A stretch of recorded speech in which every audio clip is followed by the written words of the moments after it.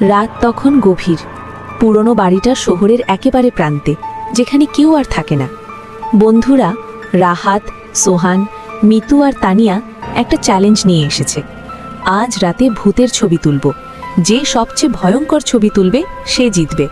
সবাই হাসাহাসি করে ঢুকলো ভাঙা দরজা দিয়ে। ফ্ল্যাশলাইটের আলোয় ধুলো উঠছে, দেয়ালে পুরনো ছবি ঝুলছে। রাহাত বলল, চল সেলফি নি, ভূত পিছনে থাকলে তো পারফেক্ট।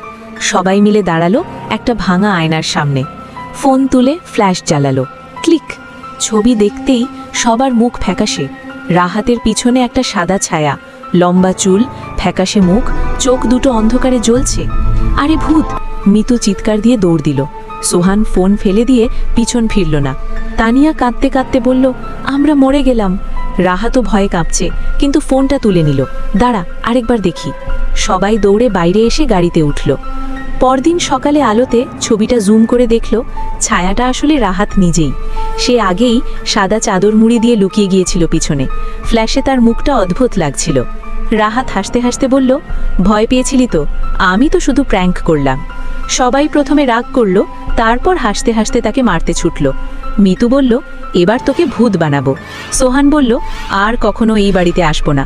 তানিয়া বলল, কিন্তু সেলফিটা তো দারুণ হয়েছে, ভাইরাল করি। সেই রাতের পর বন্ধুত্ব আরও গভীর হলো। ভূতের ভয় নয়, বন্ধুর প্র্যাঙ্ক।